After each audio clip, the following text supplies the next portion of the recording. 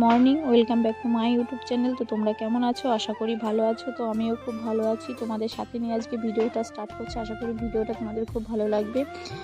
এত শীত পড়েছে, আমার ঘুম থেকে উঠতে উঠতে 8টা বেজে যায়। ঘুম থেকে উঠে ছেলেকে ফ্রেশ করিয়ে দিই, খাইয়ে দিই, তারপরে আমি নিজে ফ্রেশ হই।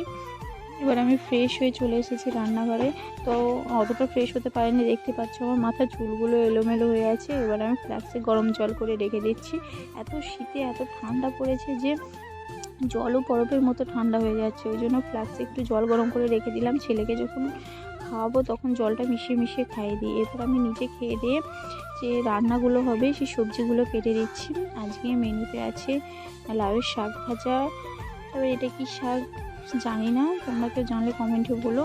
তারপরে যে সবজি হবে,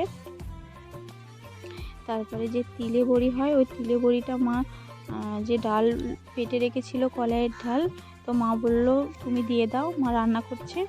হাতে নাতে কাজ করে নিলে ভালোই হয়, হাতে নাতে কাজ করার মজাটাই আলাদা। ওদিকে মা রান্না চাপিয়ে দিয়েছে, আমি এগুলো তিলে বড়িগুলো দিয়ে দিচ্ছি। তা উঠোনে দেখছি একটু রোদ্দুর এসেছে, ওই জন্য দিয়ে দিলাম। তিলে বড়ি বলতে ডাল দিয়ে ভেজে খেতে খুব ভালো লাগে।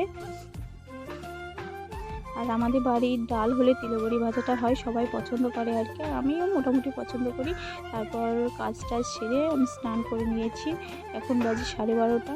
শীতের বেলা 12:30 কিংবা 1টা বেজে গেলে তারপর মনে হয় যেন রোদ থাকে না।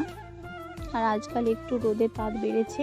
তারপর ছাদে গিয়েছিলাম। ছাদ থেকে এসে মা ডাকলো, আমি আর মা দুজনে মিলে পুলি করাচ্ছি। শাশুড়ি আর বৌমা দুজনে মিলে পুলি করাচ্ছি। কারণ পিঠে পুলির সময় দুটো ময়দা বেঁচেছিল, তো মা বললো কি করব, বাবা বললো পুলি বানিয়ে নাও। সেই জন্য আর বাবা নতুন খেজুরের গুড় এনেছে, মানে আসল গুড় আর কি। আসল নকল গুড় বলতে যে গুড়গুলো চিনি মিশিয়ে বিক্রি করা হয়, আর মানে কোনো সেন্ট আসে না, যে খেজুরের গুড় কি কিছুই বোঝা যায় না। ওই জন্য বাবা নিয়ে এসেছে। মাকে বললো যে তুমি পুলি বানিয়ে দেখো কেমন টেস্ট হয়। এরপর মা বললো ঠিক আছে, পুলি বানিয়ে দেখছি। এই জন্য পুলিটা বানানো হচ্ছে। আর মাসি এসেছিলো, মাসিদের গরু আছে, ক্ষীর নিয়ে এসেছিলো, ওই জন্য। আর পুলি হচ্ছে যতক্ষণ, তা গোকুল পিঠে হবে না, তো গোকুল পিঠেও বানিয়ে নিলাম। আর আগে দিদা যখন গোকুল পিঠে বানাতো তখন খুব টেস্ট হতো, আর এখন সে দিদার মতো পারি না। ওই যেমন পেরেছি তেমন আমি নিজে বানিয়ে নিলাম। এরপর পুলিটা দেখো এত সুন্দর কালার এসেছে, আর অন্য ইয়েতে এত সুন্দর কালার আসে না।